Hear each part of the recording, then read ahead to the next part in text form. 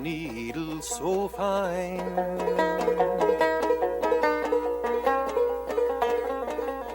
I'd weave a magic strand of rainbow design, of rainbow design.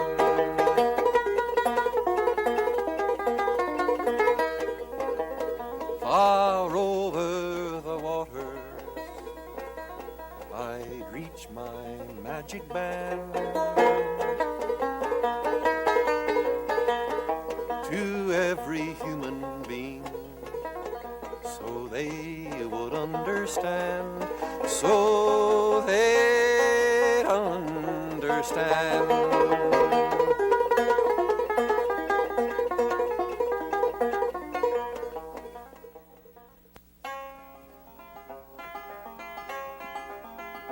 There was a lofty ship and she put out to sea, and the name of the ship was the Golden Vanity, as she sailed upon the low and lonesome low, as she sailed upon the lonesome sea.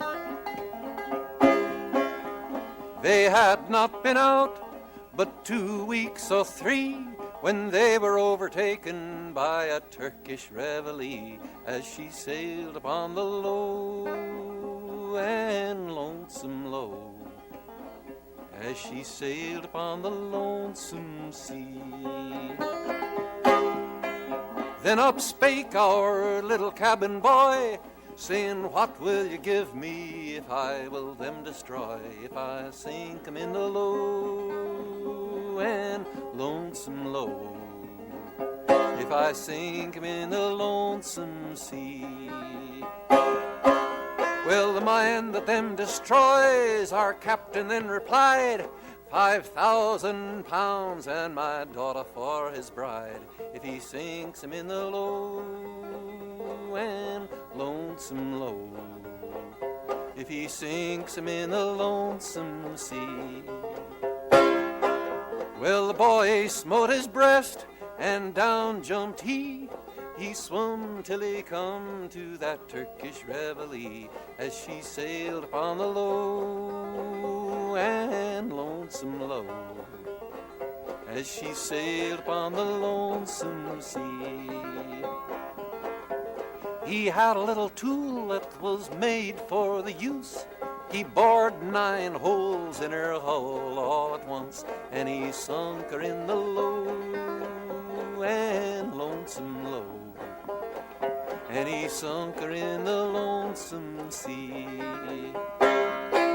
Then he swam back to his ship, and he beat upon the side, cried, "Captain, pick me up, for I'm wearied with the tide, and I'm sinking in the low and lonesome low, I am sinking in the lonesome sea." "I will not pick you up," the captain then replied, "I'll shoot you, I'll drown you, I'll sink you in the tide, I'll sink you in the low and lonesome low, I'll sink you in the lonesome sea." If it was not for the love that I bear for your men, I'd do unto you as I did unto them, I would sink you in the low and lonesome low, I would sink you in the lonesome sea.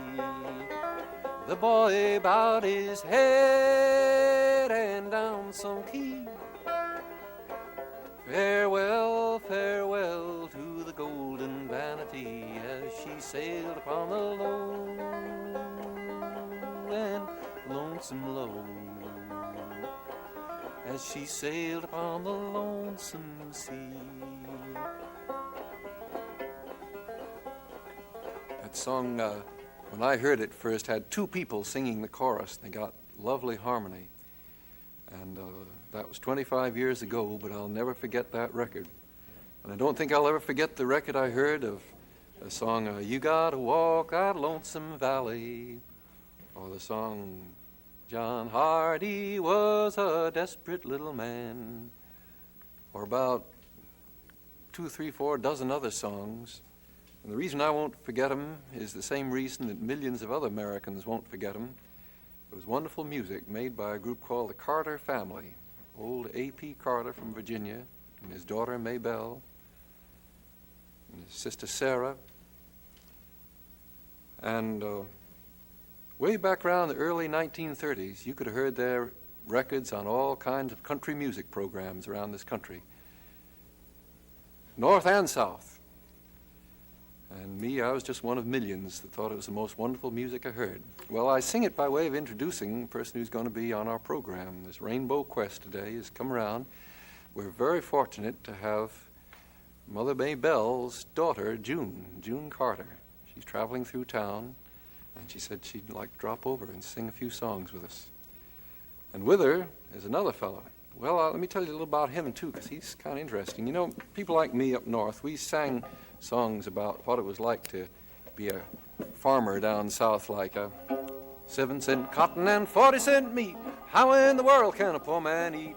Flour up high and cotton down low. How in the world can we raise the dough? But coming out of my mouth, a song like that sounded kind of funny, kind of silly. I was never a cotton farmer. I never walked behind a mule. Never drove a truck either, except just my own little pickup truck. But this fellow who's going to drop around to our program in just a few minutes, you'll meet him, came out of a family of hard-working people in Arkansas, done a lot of hard work himself. But he also liked to pick a guitar, and he liked to make up songs. And his songs touched the heartstrings of all kinds of people around the country. This back in the year of the 1950s. Maybe you remember them. I'll walk the line. And a whole batch of other ones. But instead of me talking about him, I think you ought to meet him yourself. His name is Johnny Cash. Now, of course, he and June Carter and some other musicians, they've been touring around the world. They just got back from overseas. Have a whole big show. And normally it's a little unfair to ask them to perform without their whole show here, because it's a wonderful show. But I asked them if to come around, just the two of them, so we could get a chance to talk a little. And if we kind of improvise our way through a program, I think maybe you'll get to know them better. It won't be an act or anything like that, because they're singing songs that they believe in and they feel. June Carter and Johnny Cash. Just a moment. I am a pilgrim and a stranger, just traveling through this wearisome land. I've got a home in that yonder city, good Lord, and it's not made by hand. I'm a-going down to the river of Jordan just to bathe my weary soul. If I could touch but the hem of his garment, good Lord, will I know it'd make me whole. Oh, John. You know so many thousands of different songs. I know we're not going to get time to do more than a few of them on this program. I hope you sing a couple that you've made up and a couple old ones. Well, thank you, Pete. Love to.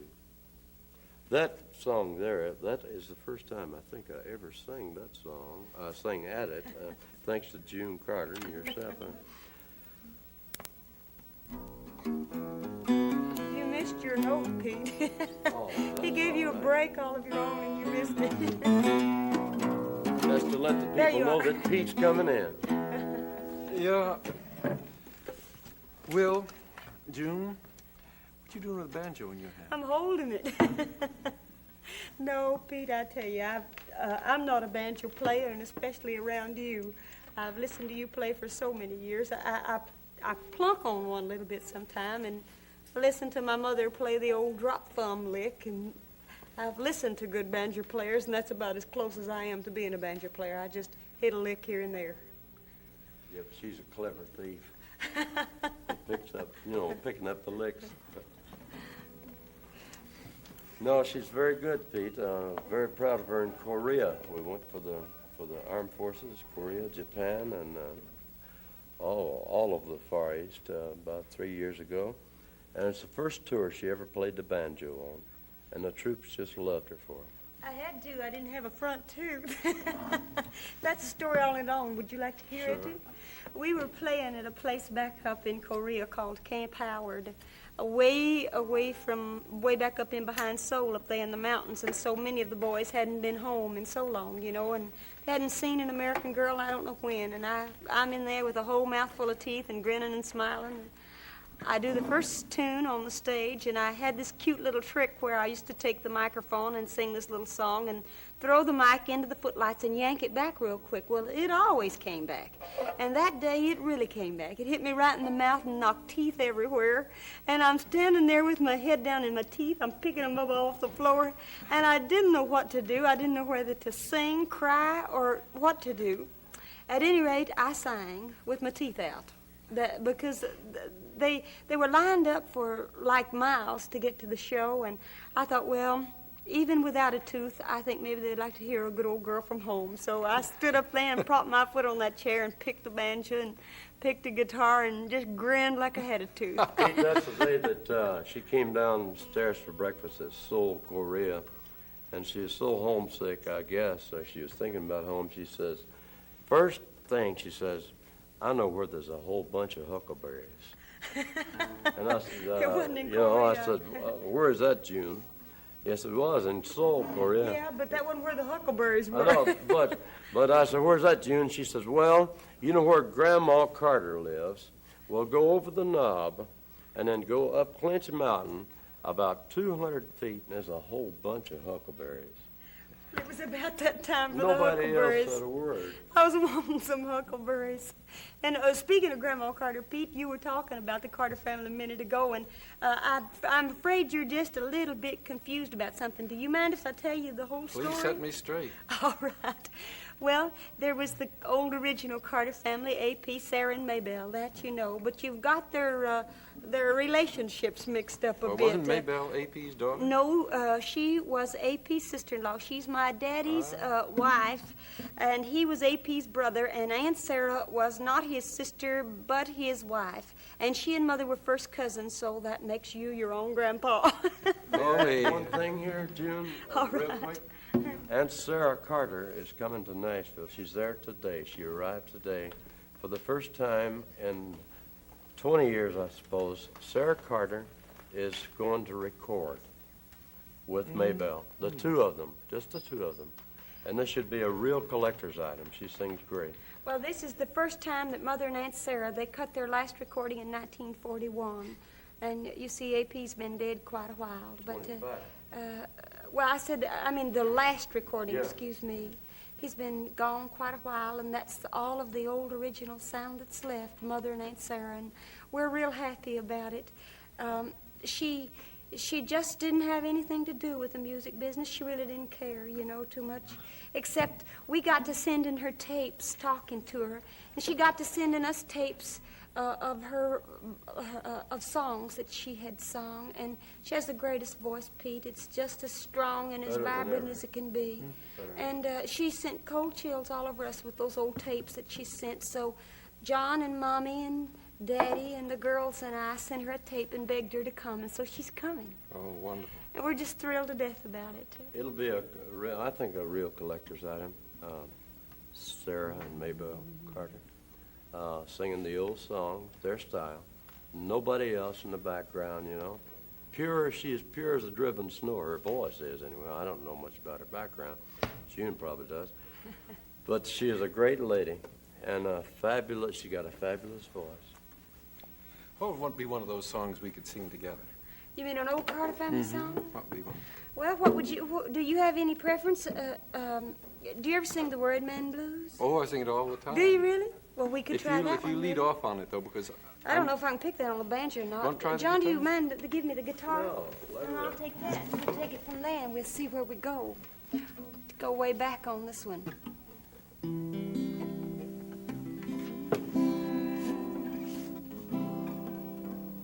You got that on your guitar? I think that's an interesting thing. This one piece will make 52 layers. Watch on mobile devices or the big screen. All for free. No subscription required. It takes a worried man to sing a worried song. Yeah, it takes a worried man to sing a worried song. It takes a worried man to sing a worried song. I'm worried now, but I won't be worried long. I got 29 links of chain around my legs. Yes, there's 29 links of chain around my legs. 29 links of chain around my legs, and on each link the initial of my name. And it takes a worried man to sing a worried song. It takes a worried man to sing a worried song. It takes a worried man to sing a worried song. I'm worried now, but I won't be worried long. We'll go to D and then we'll let John sing one.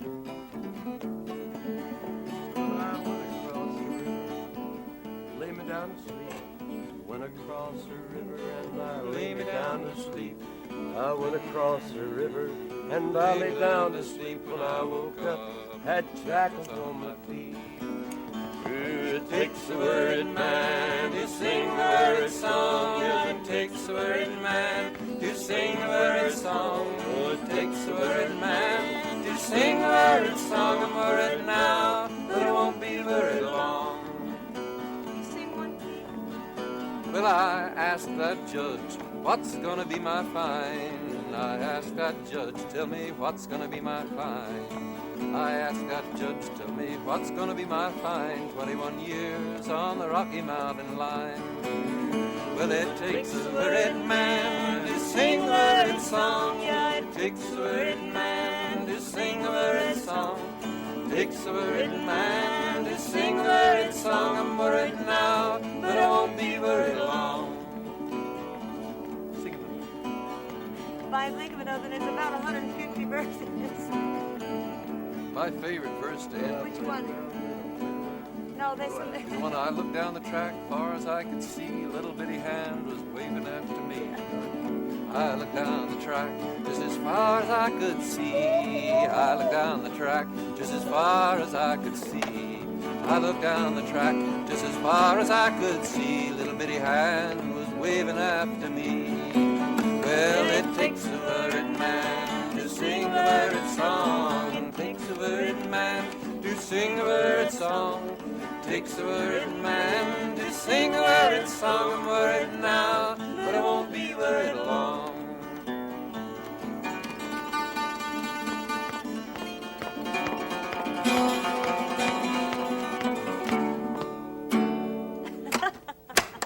Oh, that was fun. My favorites, Keep on the Sunny Side. June and Marshall Grant, my bass player, and I do this on stage sometime. Keep on sunny side. Always on the sunny side. I'll tell you real quickly a story why this song impressed me so. June asked me to go up to see her old home place up at Macy Springs, Virginia. You know where that is, of course. Macy Springs. the That's old near Park Hilton's. Anyway, at what's the name of the cemetery? Mount Vernon. Mount Vernon Cemetery. We drove up this wine and gravel road, and the tall pines all the way around, and there was one little spot of sunlight way down at the end, and the sun was shining on a rose marble monument. Well, we walked right straight to it, and the writing was on the other side. And I said, that's it. She had never seen it either. She'd heard about it. She knew about it. I walked around, and right where the sun was streaming down on this rose marble, The word said A.P. Carter, and a gold record under that. And under that, keep on the sunny side. Oh, great. And he was on the sunny side. They buried him where the sun would shine on him. It seemed more hours of the day than anywhere else. Did you ever know him, Pete? No, just heard his records, that's all. Uh-huh. Well, you know, would you let me tell you a little something about him? Please. I will, too. Yeah. Well, my Uncle A.P. Carter, of course, that's my daddy's brother. He was a tall man. He was about 6'2.5", 6'3", something like that. He was quite tall, and he was quite handsome when he was young. Dark and, darker hair, and some of the people may have seen his pictures, I don't know, but he walked like a giant. I don't know how to justify that other than the fact that when he walked onto a stage years and years ago, the old Carter family did concerts without even realizing that they did. He walked out on that stage, and there was something about that man that just demanded attention and got it. He stood, and Mother and Aunt Sarah used to sit down with their guitars, and the old lamps would be lined across the front of the stage. No microphone. No mics at all. But he would tell a story about the songs, where he got it, where it came from, if they wrote it, or where he got the song, and how come them to do the song. And so many of the particular songs they did, like the Cyclone of Roscoe, which was written about the disaster at the Roscoe schoolhouse. He told why, where it came from, the fate of Dewey Lee, so many of those old ones. But the songs from the Spanish-American War and things like that, he would just say he got this down on the river at old such-and-such's house, but where it came from, you know. And there was just something about the man that made him great. And Mother and Aunt Sarah had the same thing. I don't know what it was. But it just demanded respect. They got it. And the country people used to come and listen to them. And I remember one story that was told by Mr. J.L. Franks, who used to do all of the shows from out of the Grand Ole Opry. He said, without the Carter family, we might have gone under. He said, now this is years ago, you know. He said that when Pee Wee King and Eddie Arnold and all of them, Minnie Pearl, started from the Grand Ole Opry, they'd play tours.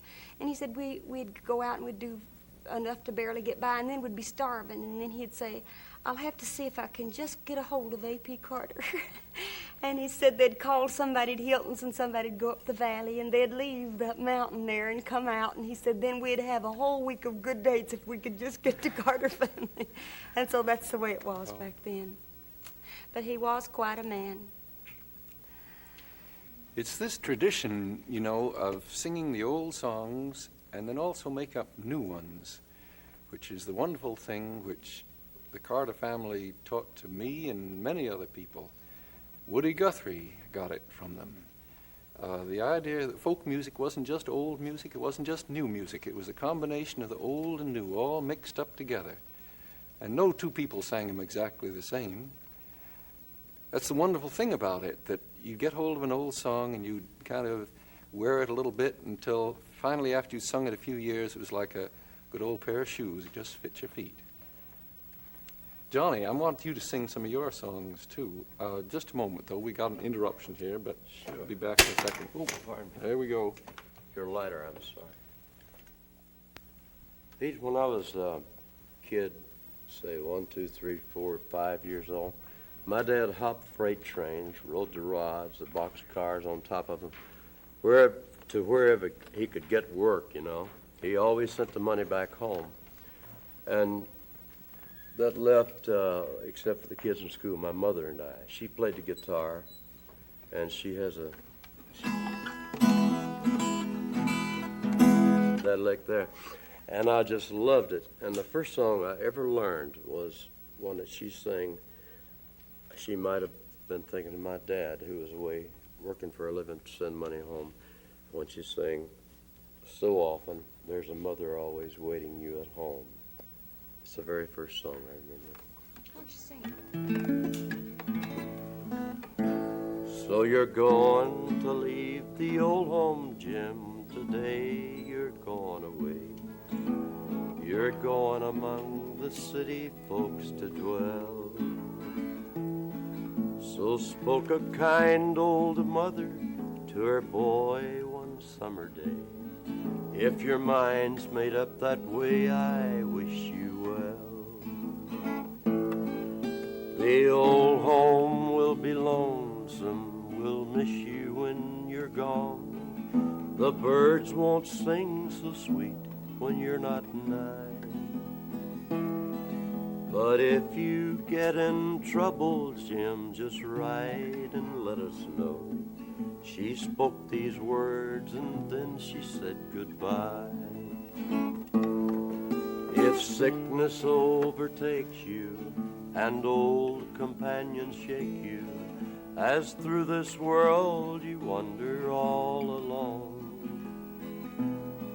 when friends you haven't any, in your pocket not a penny, there's a mother always waiting you at home.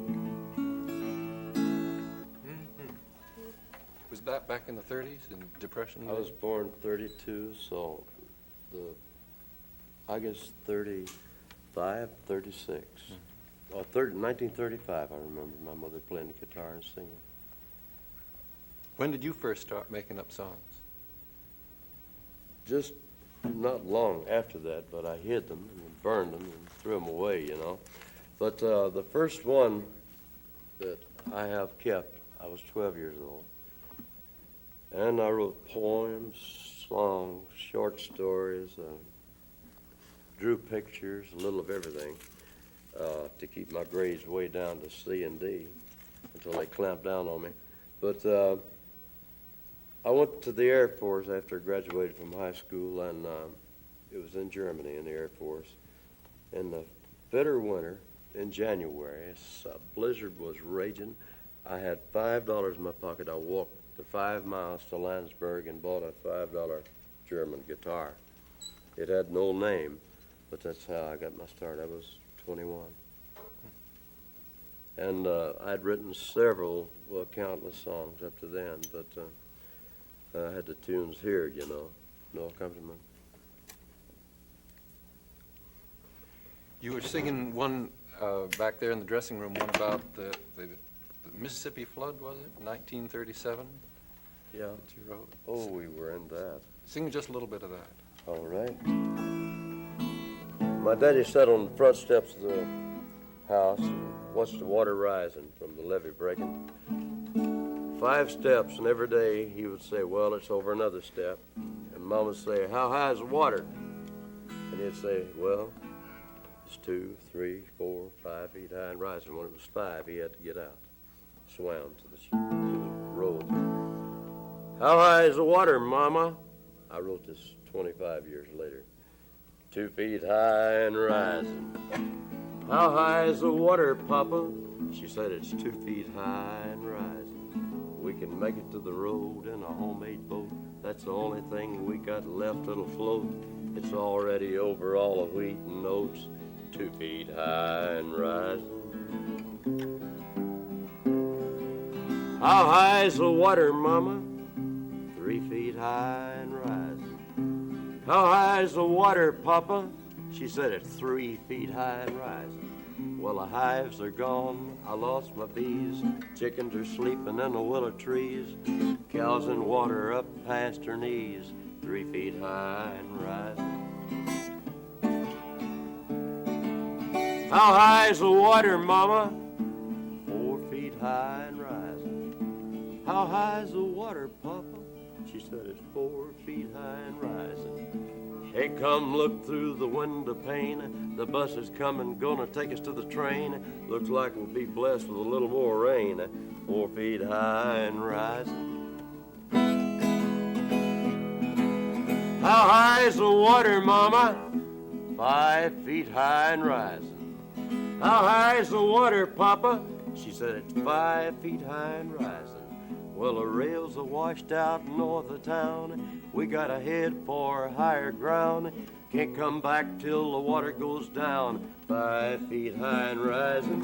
He said it's 5 feet high and rising. That was 37. In 38, there was a good cotton crop, and picking time was real good. Well, sing that then.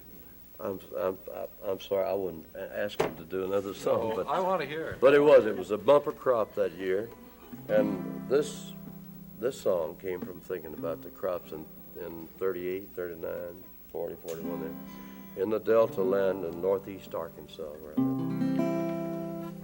I got cotton in the bottomland, it's up and growing, and I got a good stand. My good wife and them kids of mine are gonna get new shoes come picking time. Get new shoes come picking time. My old wagon barely gets me to town. I patch the wheels and I watered them down. Keep her in shape so she'll be fine. To haul my cotton come picking time. Haul my cotton come picking time. It's hard to see by the coal light, and I turn it off pretty early at night. A jug of coal cost a dime, but I'll sit up late come picking time. Sit up late come picking time. Well, last Sunday morning when they passed the hat, it was still nearly empty back where I sat. But that preacher smiled and said, that's fine. The Lord'll wait till picking time. Lord'll wait till picking time. He always does. It's good. Wait for baloney to picking time. Johnny, you and I, and June too, we had a very dear friend who's not with us anymore. Mm-hmm. And I'd like to sing a song of his. I don't know if you know. You're talking about That's Peter right. Lafarge. Pete Lafarge, Indian, and proud of it. I am Raised out too. there. You're part Indian? I'm proud of Peter. Yes, I'm part Cherokee. No fooling. Yeah, Peter was Hopi, I understand, full-blood Hopi. Well, Pete came to New York. I met him about 4 or 5 years ago. He helped me build a chimney back at our house. You told me about We it. saw the chimney. Great big stone. I thought it was going to break through the floor before we got it up. He was a great man. Well, he was a very thoughtful guy, and I think in many ways one of the most thoughtful people I ever knew. He told me how Indian people had a feeling for the world and nature that he found missing in a lot of city people. Told me about the little coyote, for example, that as far as the ranchers were concerned, they just wanted to poison him out of existence. Yeah. But the Indian's name for the coyote was Little Brother, and he had a song about it. Coyote, coyote,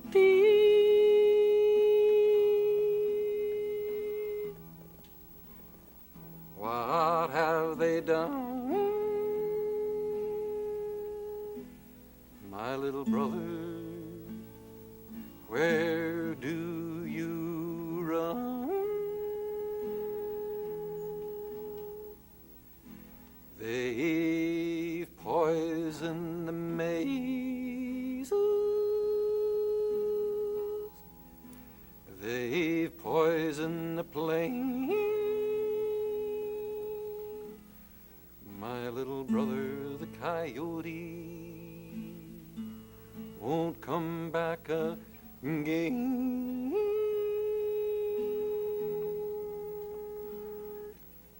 You can hear them calling, the few that are left. He's warning the human race of his death.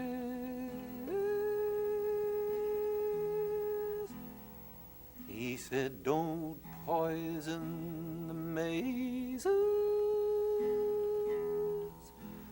Don't poison this plain.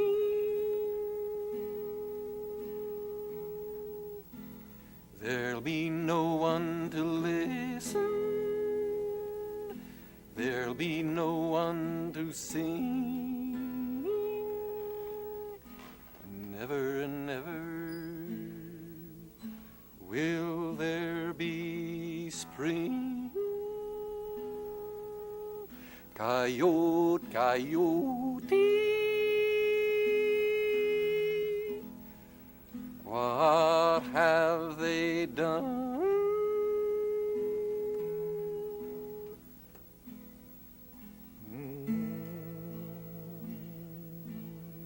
Where will you run?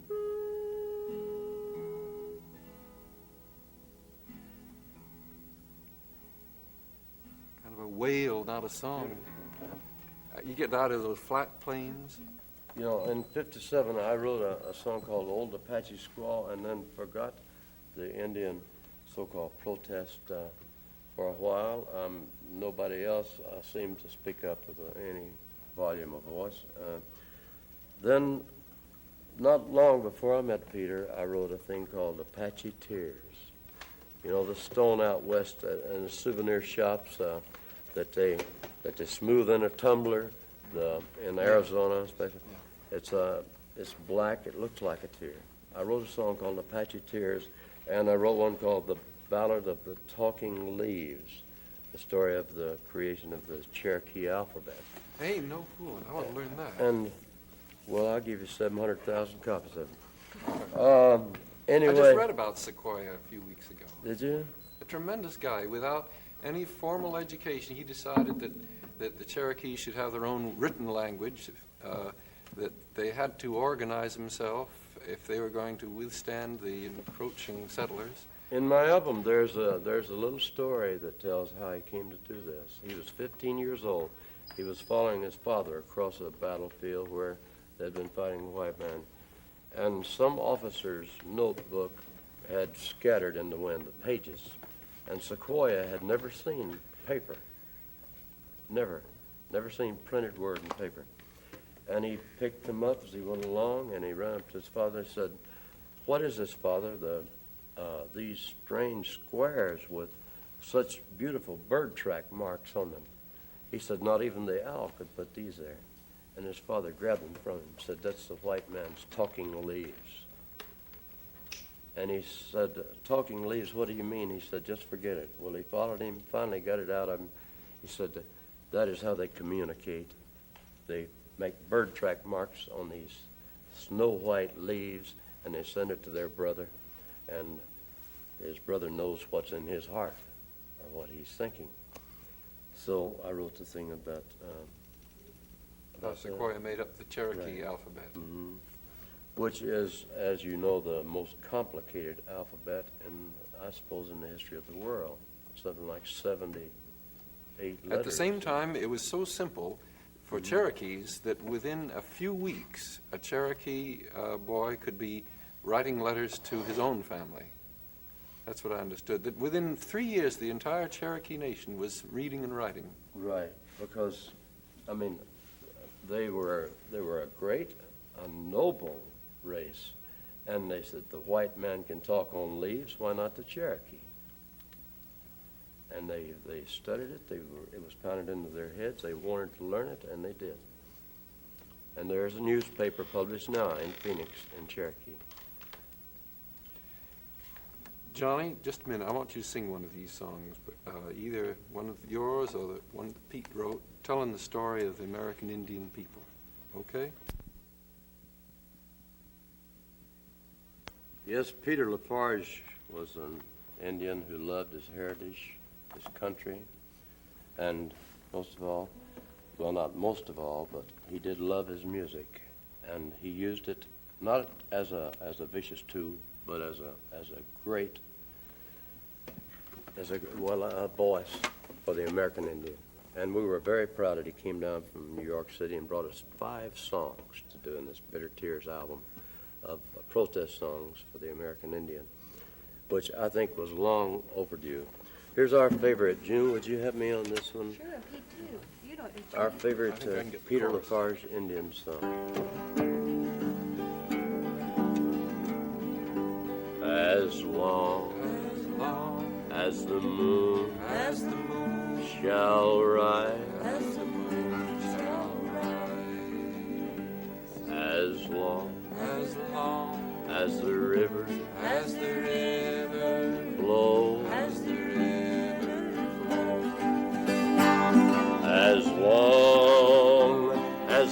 sun will shine as long as the grass shall grow. Well, the Seneca is an Indian tribe of the Iroquois Nation. Down on the New York-Pennsylvania line, you'll find their reservation. After the U.S. Revolution, Corn Planter was a chief. He told his tribe, these men you can trust. That was his true belief. Well, they went down to Independence Hall, and there a treaty signed that promised peace with the USA and Indian rights combined. George Washington gave his signature. The government gave its hand. They said that now and forevermore that this is Indian land as long as the moon shall rise, as long as the river flows, as long as the sun will shine, as long as the grass shall grow. But on the Seneca Reservation, there is much sadness now. Washington's treaty has been broken, and there is no hope, no how. All across the Allegheny River, they're throwing up a dam. It will flood the Indian country, a proud day for Uncle Sam. But it broke that ancient treaty with a politician's grin. It will drown the Indian graveyards. Corn Planter, can you swim? Earth is mother to the Seneca, so they're trampling sacred ground. Change the mint green earth to black mud flats as honor hobbles down, as long as the moon shall rise, as long as the river flows, as long as the sun will shine, as long as the grass shall grow.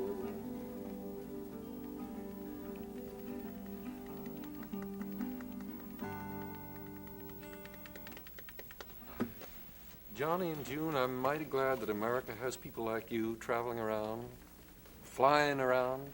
I know you keep on the run more than almost anybody I know. Every time I see you, you're just kind of zipping through. Let me sing a song for you both as you fly around.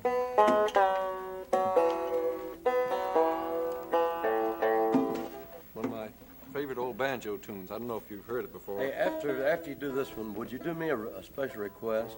So we came to New York just to get you to do the special request. Right. Would you play just a little bit of Cripple Creek on the fretless banjo? All right. Go right ahead, Pete.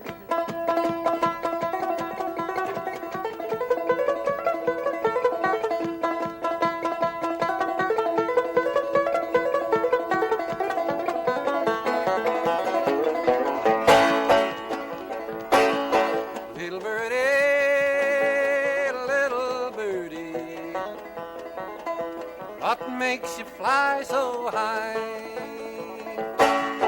It's because I'm a true little bird, and I do not fear to die.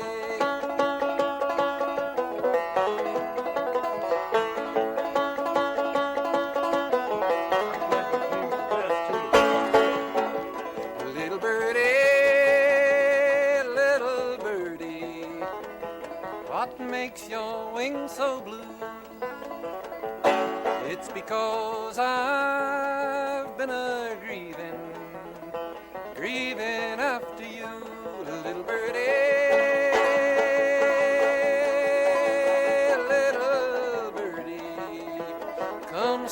me a song. I've a short while to be here and a long time to be gone.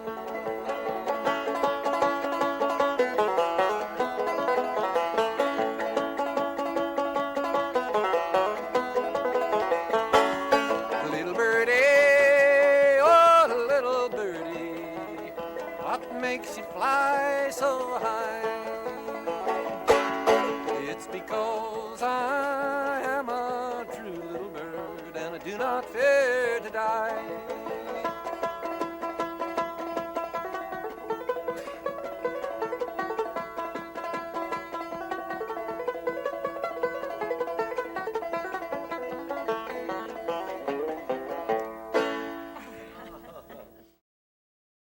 I wish I could do that, but you know, I picked cotton for so many years that that's a different lick, picking cotton.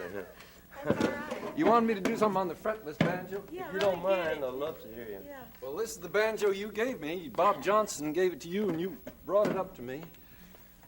And 1855. That's older than June.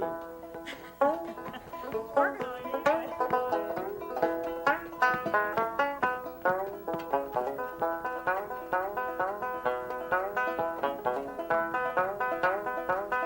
I'm afraid it's right in between the frets. It's right in the crack.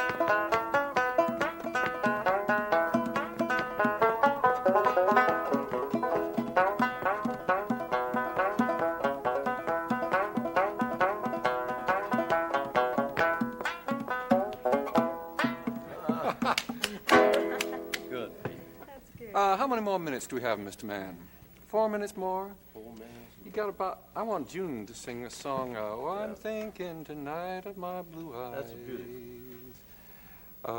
I've never sung it as many times as the Carter family did, but I'd try it for you, Pete, if you wanted to. I might say, this song doesn't have but about 2 or 3 verses, but it's a lot of fun to sing. It's a lot of fun to harmonize on, too, any of you out there. You know, it's the main reason for this Rainbow Crest show is not just to show what we can do, but show you how you can have a lot of fun yourself making music. And I mean it. I hope that you all out there, young or old, tall or short, fat or thin, quick or slow, no matter what kind of color or shape or person you are, if you like to make music, why, go ahead. Don't let the microphones and loudspeakers phase you. Make some the yourself. shoes off. That's right. And this would be a good song to try if you want to. Let's see, if you got a D chord there, because your D, I have a small one. it comes out the same as your C. And Where let me you see if I pick? wait till I get in gear I here. thought it was a D flat, but you gave me a D and I just flattened it myself.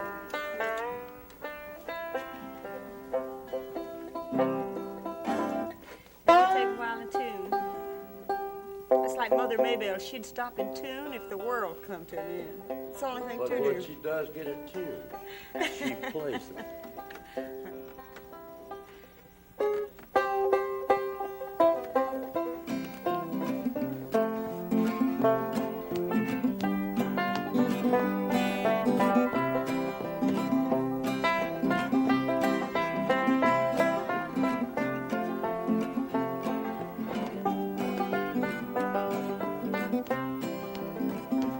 Oh, I'm thinking tonight of my blue eyes, who is sailing far over the sea. Yes, I'm thinking tonight of him only, and I wonder if he ever thinks of me. 'Twould have been better for us both had we never in this wide, wicked world ever met. For the pleasures we both seen together, I am sure, love, I'll never forget. Now you sing it with us. Oh, I'm thinking tonight of my blue eyes, who is sailing far over the sea. Yes, I'm thinking tonight of him only, and I wonder if he ever thinks of me. Want me to play it once?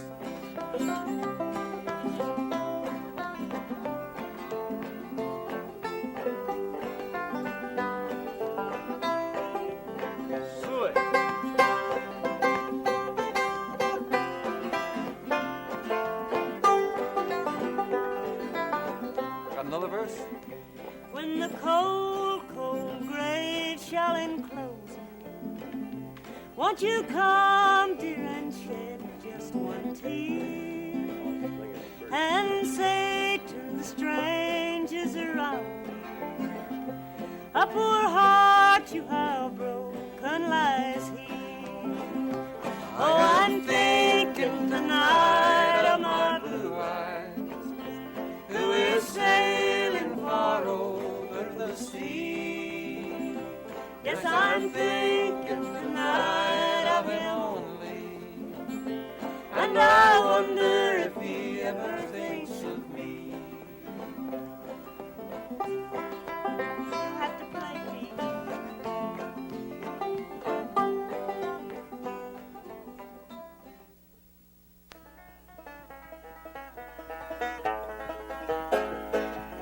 Oh, had I a golden thread and needle so fine, I'd weave a magic strand of rainbow design, of rainbow design. In it I'd weave the bravery of women giving birth. In it I'd weave the innocence of children over all the earth, children of all earth. Far over the waters I'd reach my magic band to every city, through every single land, through every land. Show my brothers and my sisters my rain.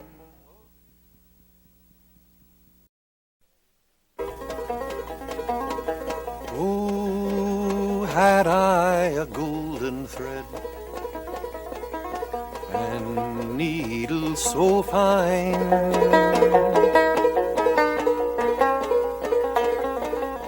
I'd weave a magic strand of rainbow design, of rainbow design.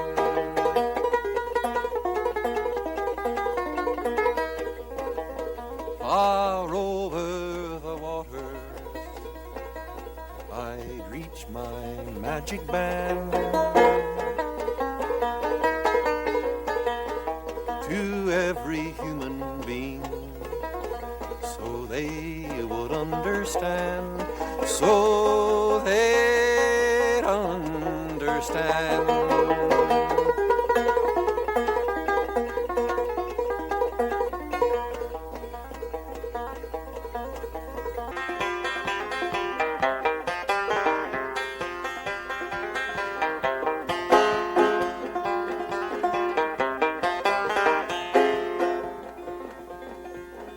I learnt this style of banjo picking more than in any other place from the mountains of eastern Kentucky. It was a wild, rough place when I first saw it, and I'll never forget it. You know, you can leave the nice, easy, comfortable apartments of New York City and go down there, and the mountains are steep, and they come down to a little town at the bottom of the valley. The town may be 1 mile long and 100 feet wide. Just follows the winding stream. And it seemed to me the most musical section of the nation, where you couldn't knock on a door without finding somebody that made music and maybe knew one of these old ballads like this one. John Hardy was a desperate little man, carried a gun every day. He shot down a man on the West Virginia line. You ought to seen John Hardy getting away, poor boy. Seen John Hardy getting away.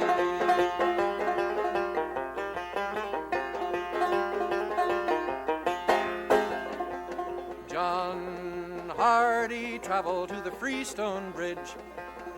There he thought he'd be free, but up stepped a marshal and took him by the arm. Says, Johnny, come along with me, poor boy. Shawnee, come along with me.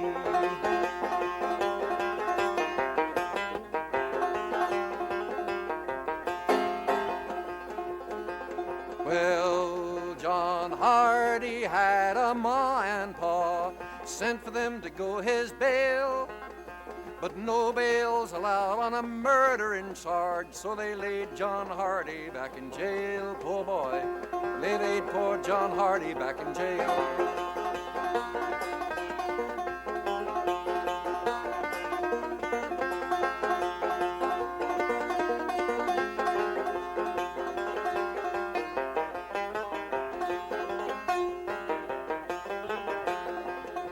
Well, John Hardy stood in his jail cell, the tears running down each eye. Said, I've been the death of many poor man, and now I'm ready to die. Poor boy, now I'm ready to die. I've been to the east, I've been to the west, I traveled the wide world round. I've been to the river and I've been baptized. You can take me to my hanging ground, poor boy. Take me to my hanging ground.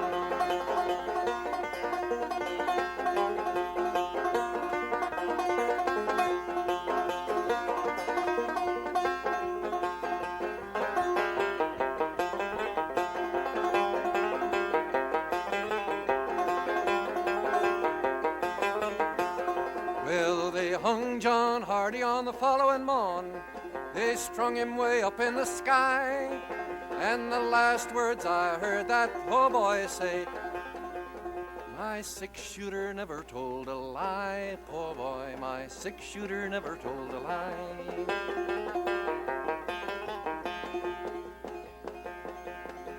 In other words, he was telling all these rich and fancy people, he says, I never told a lie. My six-shooter never told a lie. This is a tough part of the world. Those little mining towns, the people came in, they fought the Indians, they fought each other during the feuding days. You've heard of the Hatfields and the Coys. And then about 30 or more years ago, when the miners found themselves getting paid such low wages they couldn't get along, they had some of the bloodiest union struggles this country ever saw. Matter of fact, that's how come I went down there first. I met in New York, I met some Southern refugees, Kentucky people that had gotten involved in the union struggles and been blacklisted from the mines, and they came up to live in the North. There was Jim Garland, his sister Sarah Ogan, and their older half-sister, Aunt Molly Jackson. Aunt Molly was a wonderful ballad singer. She knew hundreds of songs. One of the songs, though, she taught me was made up by her neighbor, Mrs. Reese, and I've sung it to people all around the world since then because it's more than just a Kentucky song. It's for anybody, I guess. Wait a moment, got to get in gear.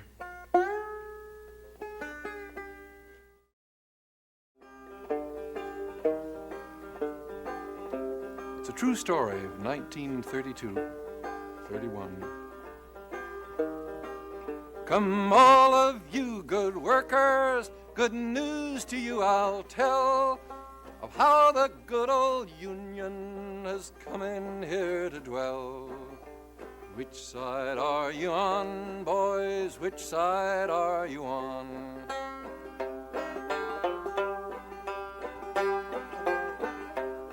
They say in Harlan County there are no neutrals there. You'll either be a Union man or a thug for J.H. Blair. Which side are you on, boys? Which side are you on? Which side are you on, boys? Which side are you on?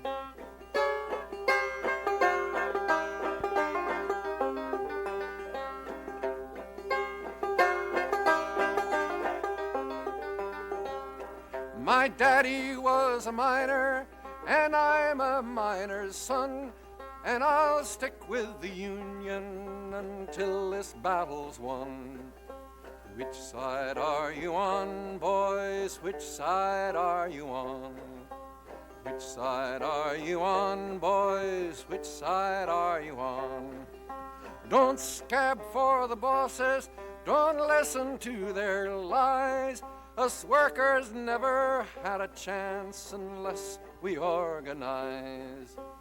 Which side are you on, boys? Which side are you on?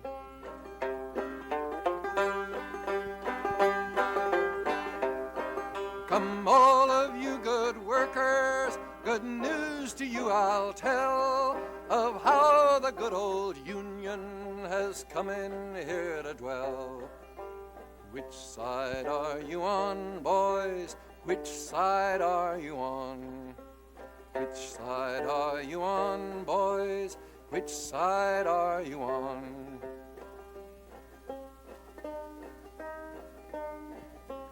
They called it bloody Harlan County back in those days in 1931 and 32. And instead of me singing these songs, I think you really ought to meet someone who really knows them well. He's got a high, lonesome sound in his voice. And when my brother-in-law, John Cohen, decided that more people should know about this singer, he went down to Kentucky and made a movie of him. And he called his movie The High Lonesome Sound. High Lonesome Sound of Kentucky Music. Well, I'll sing one more song before I introduce him, because this will give you a little bit of the idea of the whole hard life that comes down there. This is a moonshining song.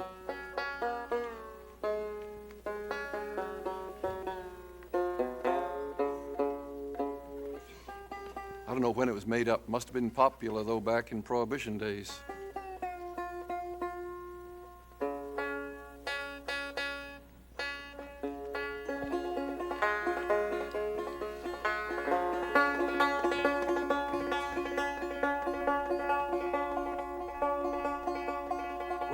Wake up, darling Corey. What makes you sleep so sound? Them revenue officers are coming, gonna tear your still house down.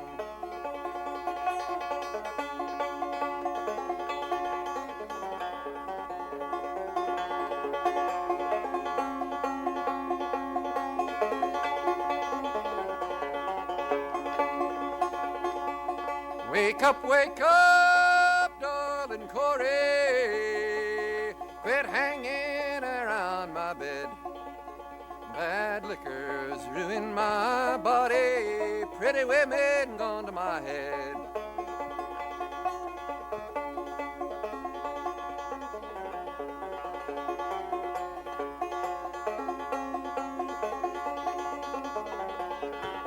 Oh yes, my darling, I'll do the best I can, but I'll never give my pleasure to another gambling man. Dig a hole in the meadow, dig a hole in the cold, cold ground. Dig a hole in the meadow, gonna lay darling Corey down.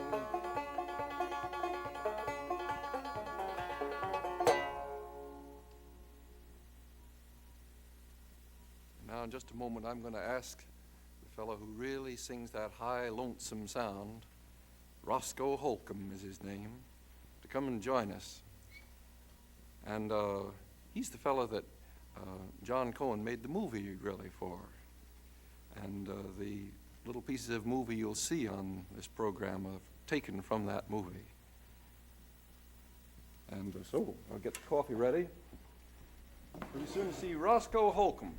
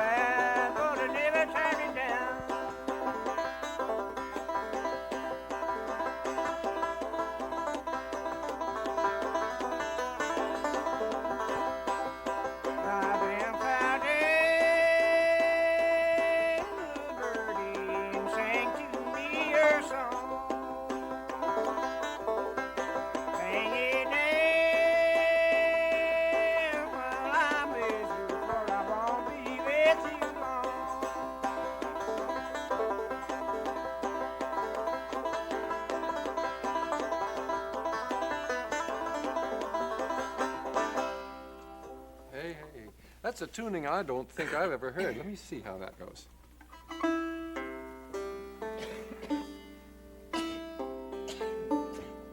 I'll be darned. Is this your own tuning, Roscoe? Going to play one with the guitar now?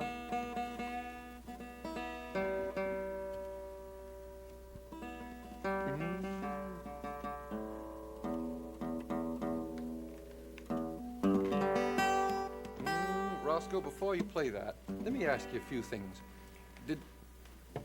When was the first time you ever came up north to play these songs for people up north? 1960, I believe it was.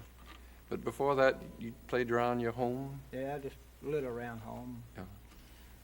Not very much. I never did play very much. Sometimes it's 2 months. I never have that out of the case. Is that right?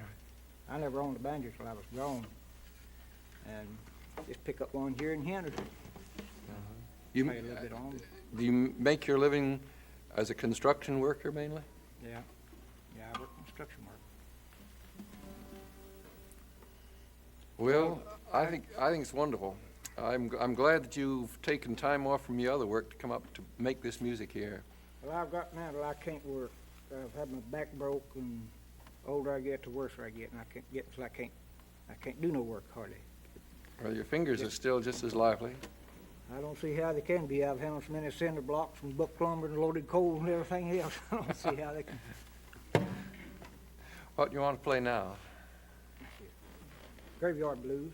Okay. This is a tune that now that I just take verses from one song to another and make me one to suit me. Sure. Well, I that's don't know whether it suits anybody else or not, but it suits me. well, that's the way it should be.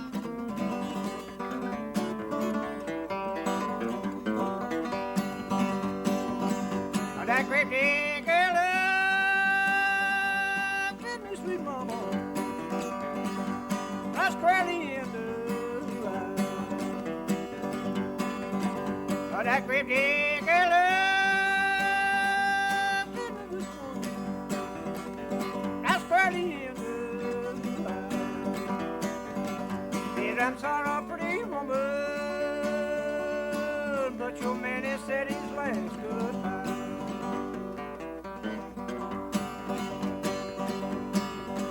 On a run,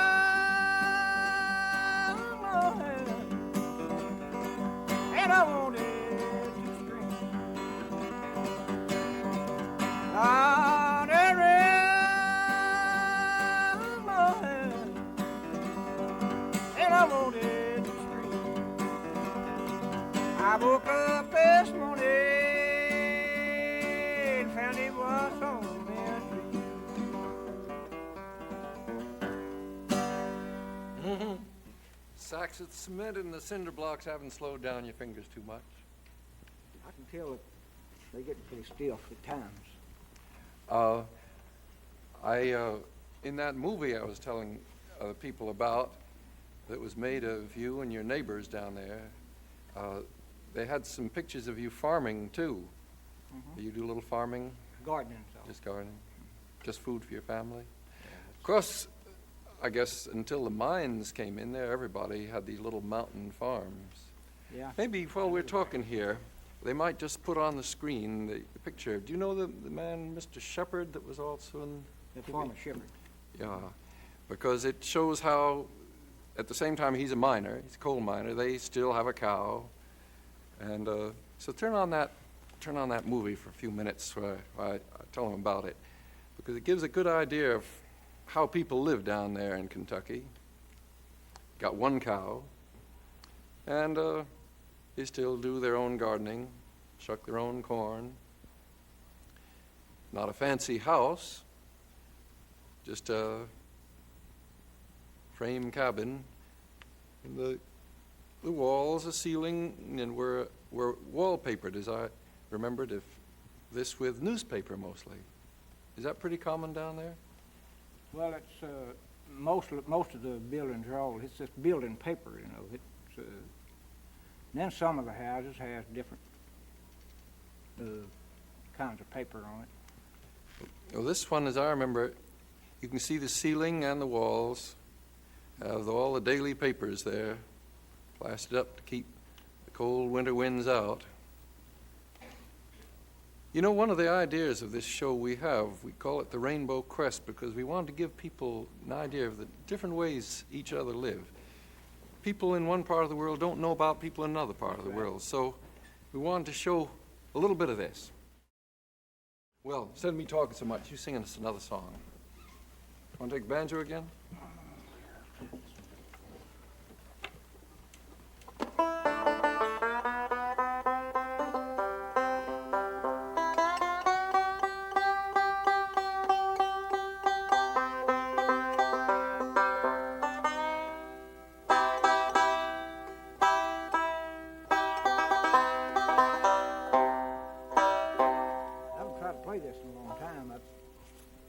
It's a tune that I was in a contest in Leslie County, Manhattan, and there's an old guy sitting there. Well, I've made this tune. I call it the Little Gray Mule. So there's an old guy in the back wore his old big plaited straw hat, and so I told him what I was going to play. I called it Little Gray Mule, and whenever I played that, this old guy threw this hat right up in the air. He said, that's the first time I've heard the wild boar since I was a boy. It had been a tune back in his days that he'd called the wild boar, but I had never heard it, and I called it Little Gray Mule.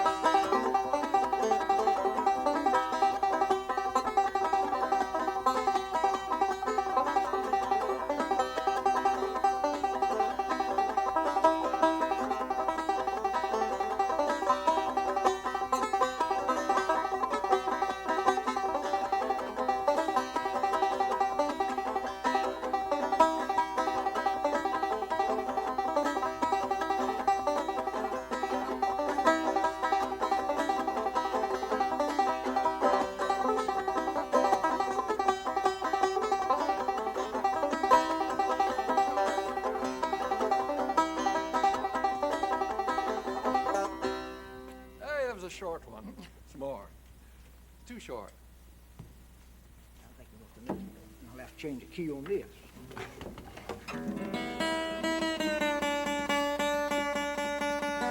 You might say this is the most common kind of thing to change the tunings.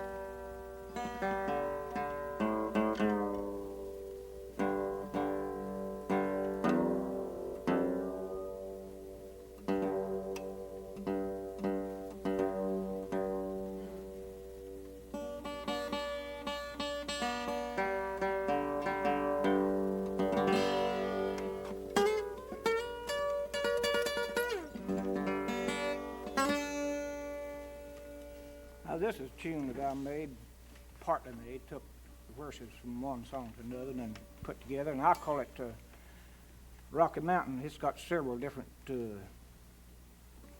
verses from several different songs in it. But I call it the Rocky Mountain. And I'll try to play this. It's been a long time since I tried to play.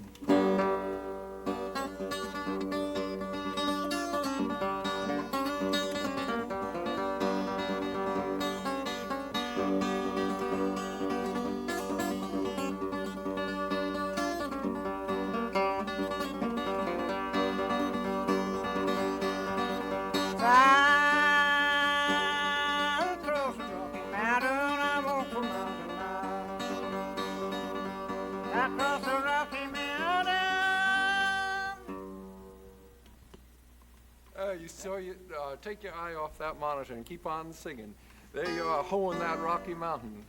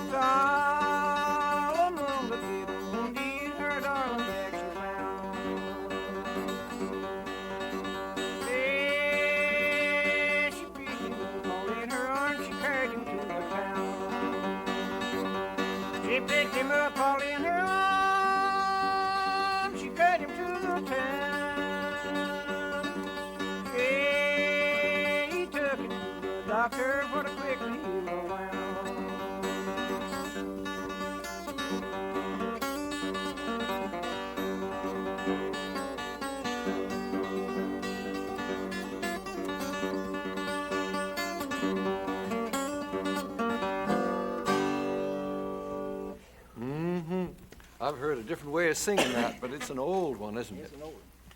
About the parents didn't want him to get married and sent him away, and she chases after him, dresses like a man, finds him out in the battlefield, picks him up, gets him healed. There's a last verse I knew about this couple now are married, so well they do agree. And that's Jack Monroe, I believe. Yeah. It's got different verses in it, so that's the way I reckon you make a song, is take one, just rob one and put it in another. Yeah, that's right. Well, it's the way folk music has always been put together by folks. You remember it, but maybe you remember it a little bit different than the person before, so nobody sings it twice the same. That's right. Now, Roscoe, I'd like you to stick around if you don't mind, because we have another friend who's going to visit us today. Okay. Now, you know, a lot of the folks in Kentucky were Scotch-Irish. They came down there hundreds of years ago and settled those mountains. There's a friend of mine who comes from Scotland, who's also a good singer, and I asked her if she'd drop around here today. Her name's Jean Redpath, and if you don't mind, just a moment, we'll ask Jean Redpath to join us. I'll pour out some more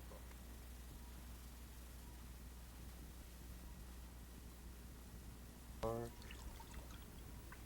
Half a dozen other places, all in the space of 3 weeks.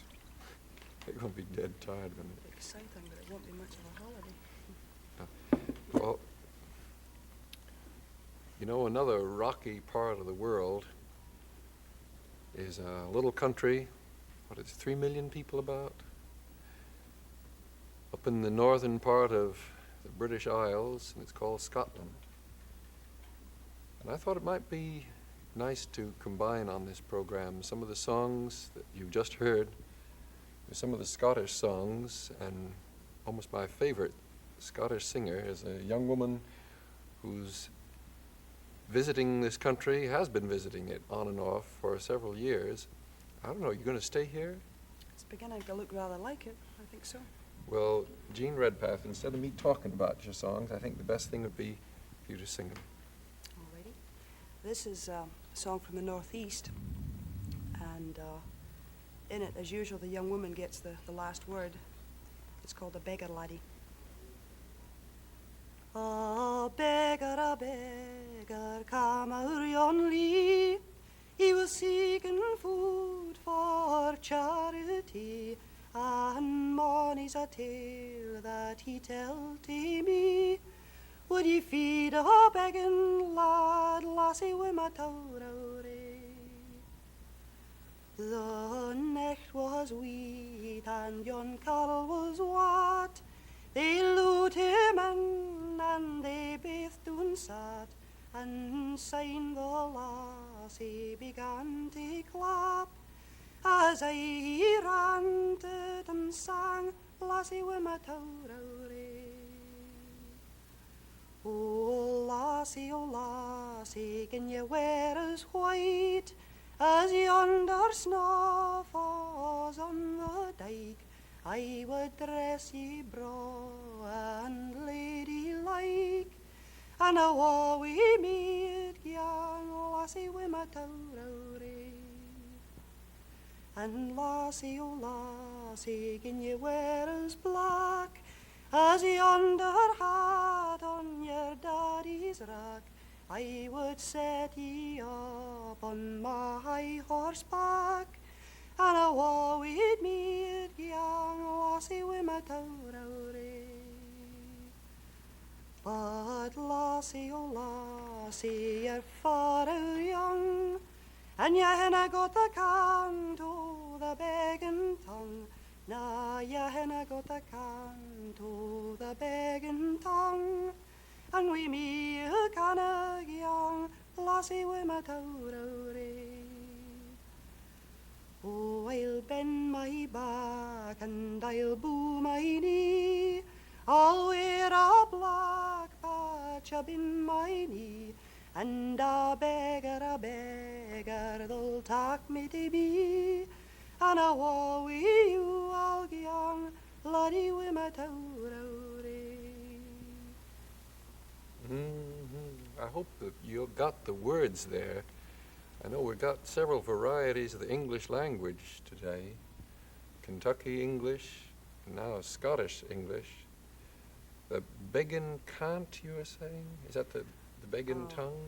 Yeah, this is one of these deceptively short phrases that can take about 45 minutes to explain. The cant of the begging tongue, I thought it was, just the intonation or the begging whine, if you like, almost, but actually it refers to a whole language, a language in which beggars and tinkers could communicate with each other and that no foreigner could understand. Whole foreigner meaning anybody who from over the next mountain. Right. Sometimes it took the form of almost the schoolboy type of a secret language where you would take the last syllable of the word and put it at the beginning. And with a little practice, you can speak quite rapidly, you know, cutting words in half and switching the halves over this way. But there are a few Romany words and a few Gaelic words, vocabulary-wise, in it as well. Jean, you told me you came from the east coast of Scotland, but do you know a song from the west coast of Scotland? The reason I asked is that last fall, well, it was a long time ago now, November of '63, my wife and I went along near the Isle of Skye, and it's spectacularly beautiful country, and we took some pictures, and I thought maybe while you're singing, we could let people see what the countryside looks like around there. Well, that seems to call for a Skye song, right enough. This is a song about the island and about his love there of a Skye fisherman. It's called the Skye Fisher's Song. Far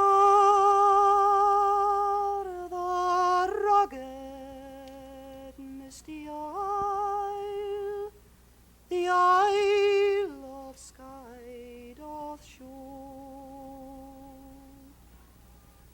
jagged line of blue coolings in the evening glow,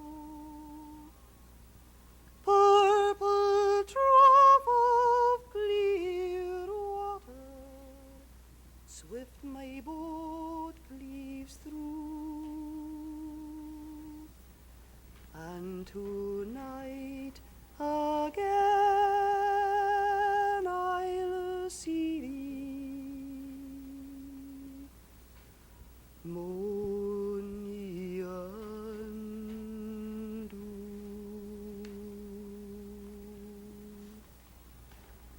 By the glimmer of thine eye, in blackest night I know, by the light of love I see there, when my love I show, by the light of love that glimmers like the dancing sea, by all these I know, Monian, thou lovest me.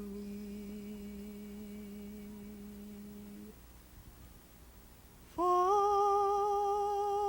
the rugged, misty isle, the Isle of Skye doth show.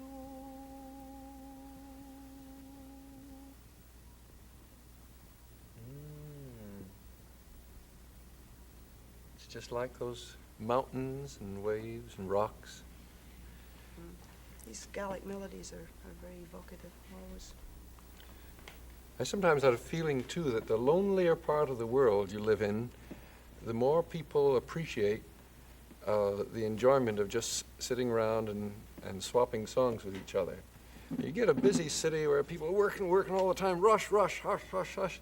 You never get time to just sit down and sing. But whether it's the mountains of Kentucky or the mountains of Scotland, the people get together and they don't mind spending an hour or 2 hours or 3 hours or 4 hours. And I have a story or two. Do you have any stories in Scotland like they have in Kentucky about the mountains being so steep?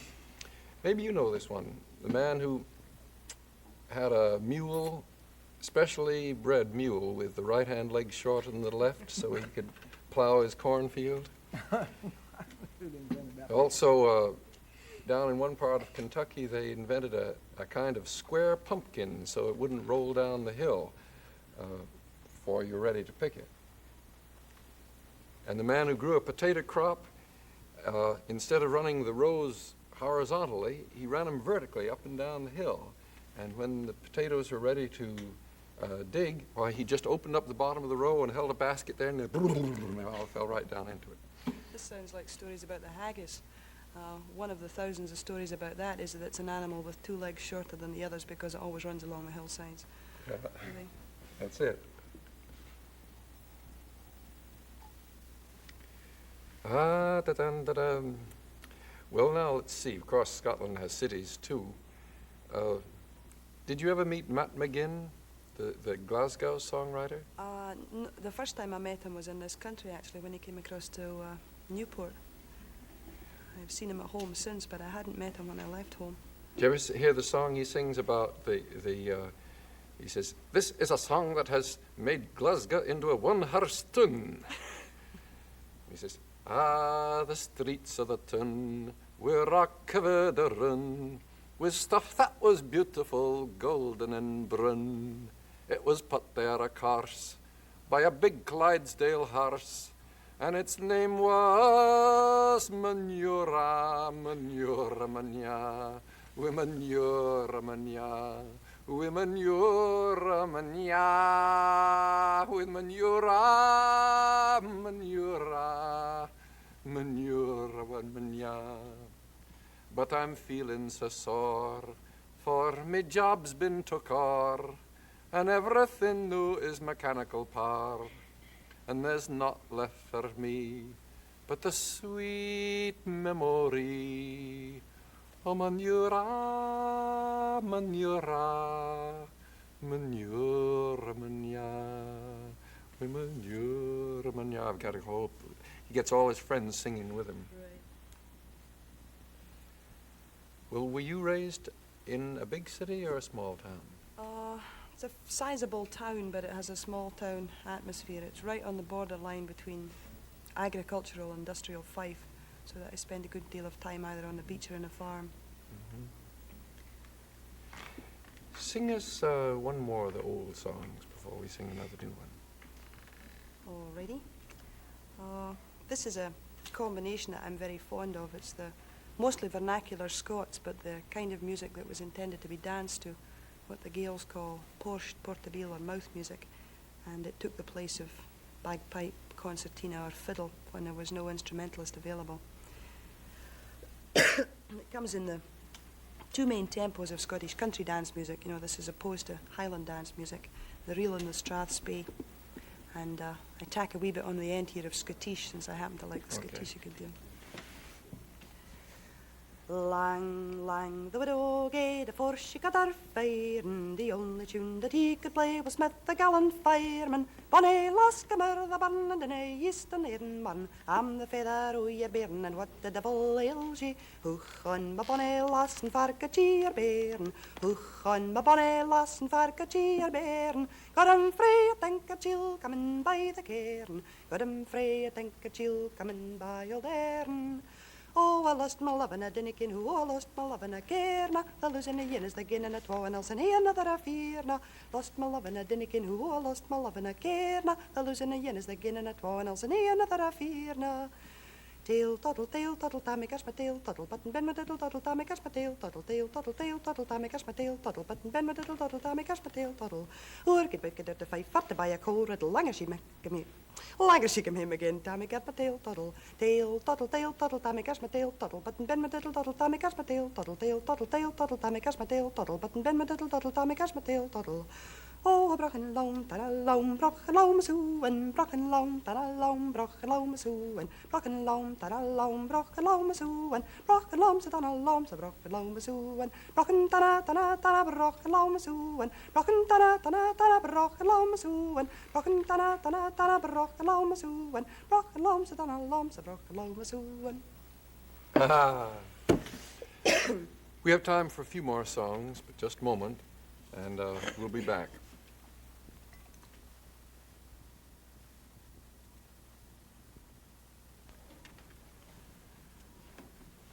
Jean, this program is much too short for all the songs I'd like to hear you sing. You know some of the old ballads, tell a long story. What I was thinking that some of the listeners might be interested in is to know that some of the old Scottish songs have got the same tunes which people over here know, but just with different words. For example, do you know that tune, Miss McLeod's Reel? Yeah. Do you know any words to it? Yes. This is a rapid succession of glottal stops, actually. You know, every time somebody imitates a Scottish accent, it's always the glottal stop that comes through loud and clear. This is a rapid succession of them. Loosely translated, it says, the brown cow has escaped and has eaten all of the corn. It's reasonable to assume that that corn which it eats today it will be unable to eat tomorrow. Or words to that effect. Now, how does it sound in Scottish? Oh, the brown cow's got newt and eaten all the corn, oh, the brown cow's got newt and eaten all the corn, oh, the brown cow's got newt and eaten all the corn, and what it is the day it can't eat the morn. Do that over again. One more. Oh, the brown cow's got newt and eaten all the corn, oh, the brown cow's got newt and eaten all the corn, oh, the brown cow's got newt and eaten all the corn, and what it is the day it can't eat the morn. Roscoe, you know that tune, though, don't you? Hop up, my ladies, 3 in a row. Hop up, my ladies, 3 in a row. Hop up, my ladies, 3 in a row. Don't mind the weather, so the wind don't blow.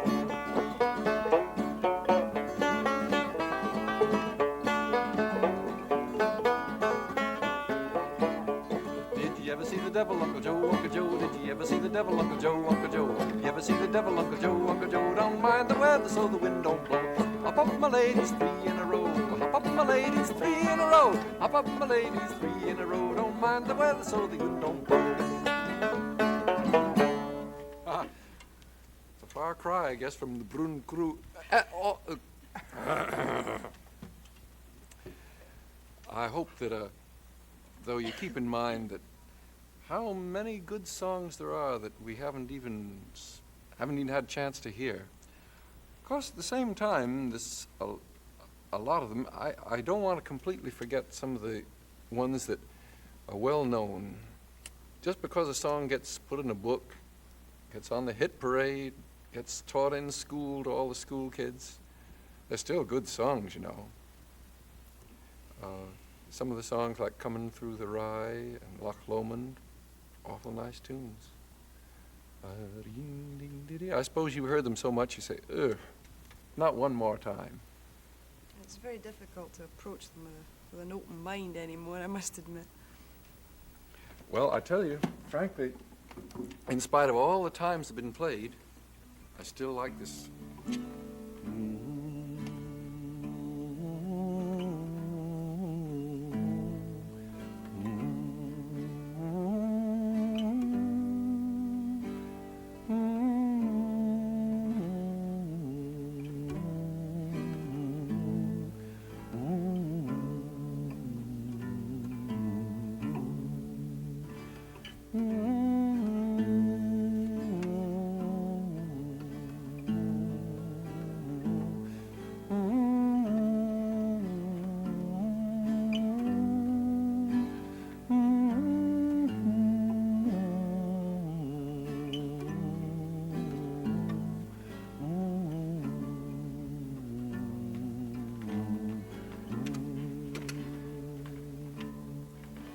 Oh, they could print it in 1 billion songbooks. It'd be just as good a song as ever. Really. Will you sing one more?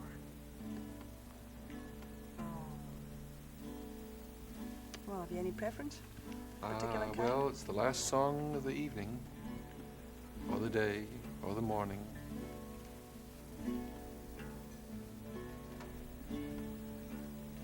Well, I think the one you're playing at the moment is probably as good as any. Why don't I give you a verse of that? Oh, sing it like it's supposed to be sung. And here's on my trusty friend, and here's a hand o' mine.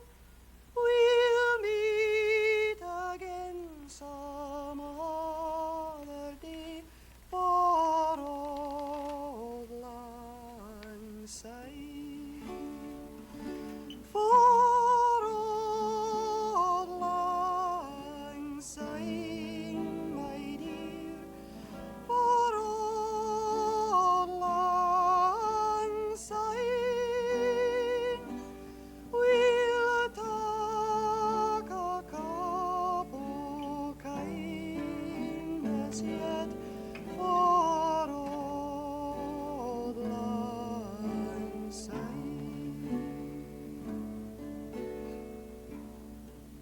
song come from anyway? Robbie Burns wrote it. He wrote it? Mm-hmm. Bobby Burns. I thought it was Burns, but it's not. It's Burns in this country. It's Burns in Scotland. Burns. Bobby Burns. He liked a lot of these songs. I didn't know he wrote that, though. So here's a hand I trust, a friend, and here's a hand of thine. We'll take a cup of kind, yes, yet for old lang syne, for old lang syne, my dear, for old lang syne, we'll take a cup of kind, yes, yes, for old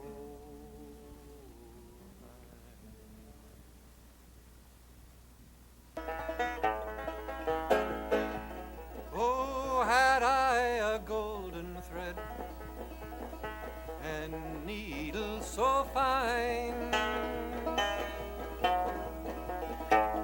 I'd weave a magic strand of rainbow design, of rainbow design.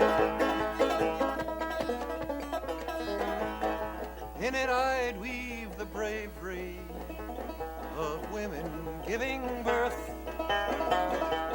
In it I'd weave the innocence of children over all the earth, children of all earth. Far over the waters I'd reach my magic band to every city, through every single land, through every land. Show my brothers and my sisters my rainbow design. Bind up this old world with hand